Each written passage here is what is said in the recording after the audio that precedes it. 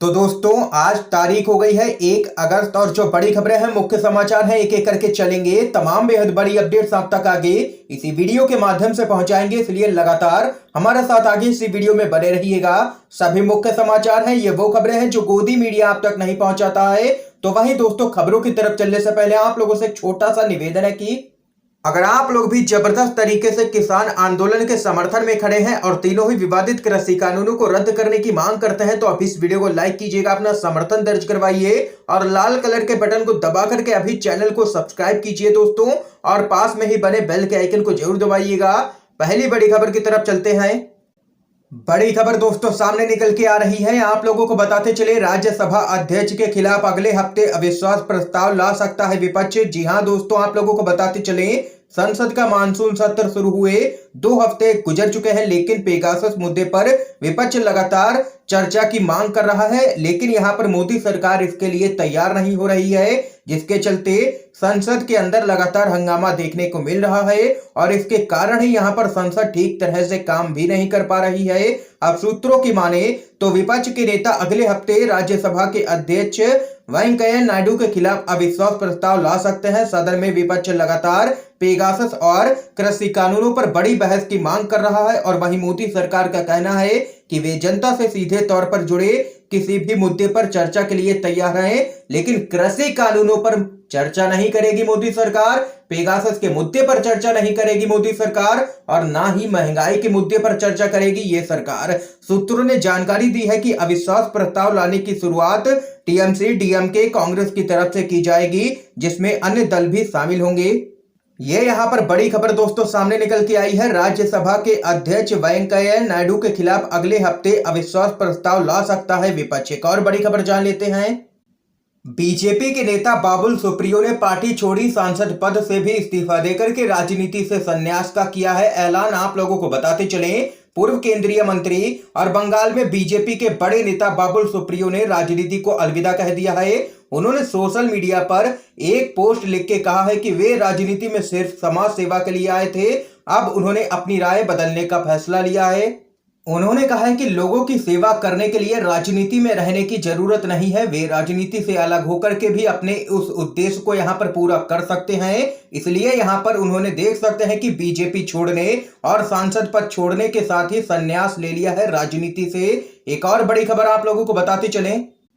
तेजस्वी यादव का नीतीश सरकार पर जोरदार हमला, कहा चोर दरवाजे से आई है बिहार सरकार, हमारे पक्ष में था जनता का फैसला। आप लोगों को बताते चले, बिहार के पूर्व उप मुख्यमंत्री और नेता प्रतिपक्ष तेजस्वी यादव ने मुख्यमंत्री नीतीश कुमार पर तीखे हमले किए हैं। उन्होंने पिछले बिहार विधानसभा चुनाव में आए नतीजों पर कहा है कि जनता ने हमारे पक्ष में फैसला दिया था, लेकिन बिहार सरकार चोर दरवाजे से राज्य में आ गई। उन्होंने नीतीश सरकार पर वादा खिलाफी करने का भी आरोप लगाया है और कहा है कि इससे जनता काफी परेशान है। तेजस्वी यादव ने नीतीश कुमार पर हमला बोलते हुए आगे कहा है कि पिछले चुनाव में उनकी पार्टी 70 से 40 सीटों पर आ गई है, तो ऐसे में उनके अनुभव का क्या फायदा हुआ। 15 साल से वे ही मुख्यमंत्री हैं, लेकिन फिर भी उन्हें बीजेपी के साथ मिलकर के चुनाव लड़ना पड़ रहा है। ये यहाँ पर तेजस्वी यादव ने नीतीश सरकार को लिया है निशाने पर। एक और बड़ी खबर की तरफ चलते हैं। मध्य प्रदेश के मंत्री विश्वास सारंग का बेतुका बयान, कहा खराब अर्थव्यवस्था के लिए पूर्व प्रधानमंत्री नेहरू का भाषण जिम्मेदार है। आप लोगों को बताते चले, वैसे तो बीजेपी के अंदर कई अर्थशास्त्री हैं जो हमेशा ही गिरती हुई जीडीपी के लिए कांग्रेस या तो पंडित जवाहरलाल नेहरू को यहां पर जिम्मेदार मानती है। इसी सिलसिले में मंत्री सामने निकल के आए हैं, मध्य प्रदेश से बीजेपी के हैं। महंगाई पर मध्य प्रदेश के चिकित्सा मंत्री विश्वास सारंग ने बेतुका बयान दिया है। विश्वास सारंग ने कहा है कि देश के पहले प्रधानमंत्री पंडित जवाहरलाल नेहरू के भाषण के कारण देश की अर्थव्यवस्था यहां पर बिगड़ी है। उन्होंने कहा है कि 15 अगस्त 1947 को लाल किले की प्राचीर से पूर्व पीएम नेहरू ने जो भाषण दिया था, उसी की वजह से देश की अर्थव्यवस्था बिगड़ी है। एमपी के मंत्री विश्वास सारंग ने आगे कहा है कि आजादी के बाद देश की अर्थव्यवस्था को बिगाड़ने और महंगाई को बढ़ाने के लिए अगर कोई जिम्मेदार है तो वो नेहरू परिवार ही जिम्मेदार है। ये यहाँ पर बेतुका बयान दे दिया है बीजेपी के मंत्री विश्वास सारंग ने। तो वहीं एक और बड़ी खबर आप लोगों को बताते चलें। मोदी और अमित शाह के खिलाफ सुप्रीम कोर्ट में अवमानना याचिका दाखिल हुई है। राकेश अस्थाना को दिल्ली का पुलिस कमिश्नर नियुक्त किए जाने पर प्रधानमंत्री नरेंद्र मोदी और गृह मंत्री अमित शाह के खिलाफ सुप्रीम कोर्ट में अवमानना की याचिका दायर की गई है। आप लोगों को बताते चले, मोहन लाल शर्मा नामक वकील ने सर्वोच्च न्यायालय में दायर याचिका में कहा है कि दिल्ली का पुलिस कमिश्नर नियुक्त करने में जानबूझ करके सुप्रीम कोर्ट के निर्देशों का उल्लंघन किया गया है। याचिका में कहा गया है कि राकेश अस्थाना की नियुक्ति सुप्रीम कोर्ट के उस आदेश का उल्लंघन है जिसमें कहा गया है कि सभी रिक्तियों के बारे में पहले संघ लोक सेवा आयोग को सूचित किया जाना चाहिए। इसमें यह भी कहा गया है कि 6 महीने से कम नौकरी के दिन बचे होने की स्थिति में किसी भी अधिकारी को डीजीपी नहीं बनाया जाना चाहिए। और इसी पूरे मामले को लेकर के अब मोदी और शाह के खिलाफ सुप्रीम कोर्ट में अवमानना की याचिका दाखिल हो चुकी है और जल्द ही इस पर सुनवाई भी होनी है। एक और बड़ी खबर आप लोगों को बताते चले, यूपी में गौमांस पर रोक लगाने वाली बीजेपी की करतूत। मेघालय में मंत्री बोले ज्यादा से ज्यादा बीफ खाओ। आप लोगों को बताते चले, केंद्र में सत्तारूढ़ भारतीय जनता पार्टी गौरक्षा और गौमांस के नाम पर जमकर के राजनीति करती आई है। गौरक्षा के नाम पर देश के अल्पसंख्यकों को अक्सर प्रताड़ित भी किया जाता है। साल 2014 के बाद अब तक ऐसी कई घटनाएं देखने को मिल चुकी हैं जिसमें बीफ ले जाने और खाने के शक के आधार पर ही मुसलमानों की मॉब लिंचिंग हो चुकी है। इसके विपरीत भारतीय जनता पार्टी के कई नेता बीफ को लेकर के विवादित बयान भी दे चुके हैं। इसी कड़ी में मेघालय सरकार में मंत्री और भाजपा के नेता सनबोर सुलाई के एक बयान से हंगामा मच गया है। उन्होंने अपने राज्य की जनता को बीफ खाने के लिए प्रेरित करने की कोशिश में अपनी पार्टी की विचारधारा का सीधे तौर पर विरोध किया है। राज्य सरकार में मंत्री सनबोर सुलाई ने कहा है कि लोग मुर्गा, बकरा और मीट मछली खाने की जगह बीफ ज्यादा से ज्यादा खाएं। उनका कहना है कि भारत एक लोकतांत्रिक देश है और लोकतांत्रिक देश में हर नागरिक को अपने मन के हिसाब से खाने की स्वतंत्रता है, इसलिए जिसे जो मन करता है वह खा सकता है। तो यहाँ पर दोस्तों देख सकते हैं कि बीजेपी का दोगलापन देखने को मिल रहा है और यहाँ पर यूपी में तो गोमांस पर प्रतिबंध लगाया जाता है, लेकिन मेघालय में मंत्री कहते हैं कि ज्यादा से ज्यादा बीफ खाओ। एक और बड़ी खबर की तरफ चलते हैं। कांग्रेस का मोदी सरकार पर हमला, कहा सरकार पेगासस पर जवाब दे, संसद अगले मिनट चलेगी। आप लोगों को दोस्तों बताते चले, कांग्रेस ने कहा है कि अगर केंद्र सरकार पेगासस जासूसी प्रकरण पर कुछ सवालों के जवाब दे दे तो संसद की कार्रवाई अगले मिनट ही चलने लगेगी। लेकिन वह इस मुद्दे पर चर्चा से भाग रही है क्योंकि उसके पास छिपाने के लिए बहुत कुछ है। पार्टी के प्रवक्ता अभिषेक मनु सिंघवी ने कहा है कि संसद तत्काल चलेगी, अगले मिनट चलने लगेगी, लेकिन एक छोटी सी चीज सरकार को करनी पड़ेगी।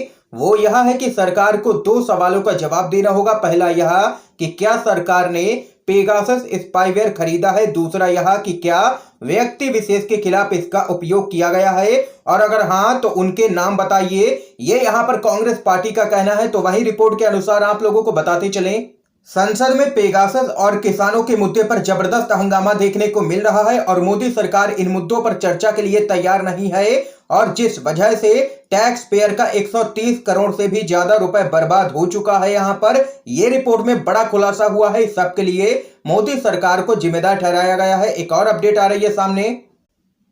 अखिलेश यादव ने बीजेपी के कार्यकर्ताओं को बताया है ई रावण, कहा सोशल मीडिया पर फैलाते हैं खुलेआम नफरत। आप लोगों को बताते चले, समाजवादी पार्टी के राष्ट्रीय अध्यक्ष अखिलेश यादव ने भारतीय जनता पार्टी के कार्यकर्ताओं पर राजनीतिक फायदे के लिए साजिश रचने और सोशल मीडिया पर नफरत फैलाने का आरोप लगाते हुए भाजपा के कार्यकर्ताओं को ई रावण का नाम दिया है।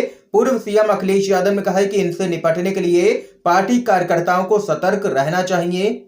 सपा प्रमुख अखिलेश यादव ने आगे कहा है कि भाजपा अपने प्रचार और नफरत फैलाने के लिए सोशल मीडिया पर ई रावण की भूमिका में आ गई है और वह रावण की तरह ही भेष बदल करके सोशल मीडिया पर अफवाह और झूठ फैला रही है, इसलिए जनता को भी यहां पर सतर्क रहना चाहिए बीजेपी से। ये यहां पर कहना है अखिलेश यादव का। एक और बड़ी खबर की तरफ चलते हैं। बंगाल के बाद अब त्रिपुरा पर है ममता बनर्जी की नजर, जड़े जमाने में जुटी है टीएमसी। आप लोगों को बताते चले, पश्चिम बंगाल के सियासी किले को महफूज रखने में कामयाब रही सीएम ममता बनर्जी टीएमसी के सियासी विस्तार को लेकर के काफी यहां पर आतुर दिखाई देती हैं। बीजेपी के खिलाफ मजबूत फ्रंट की खुलकर के वकालत करने वाली ममता बनर्जी कहती हैं कि ऐसे फ्रंट का नेतृत्व अगर करना है तो सिर्फ बंगाल जीतने से ही काम अब नहीं चलेगा, इसलिए उनकी नजर अब त्रिपुरा पर भी जाकर के टिक गई है। ममता बनर्जी की कोशिश बंगाल के बाहर भी पार्टी का मजबूत कैडर खड़ा करने की है और इसके संकेत वह बीते दिनों में कई बार यहां पर दे भी चुकी हैं और ममता बनर्जी की अब सीधी नजर यहां पर 2024 के लोकसभा चुनाव पर जाकर के टिक गई हैं।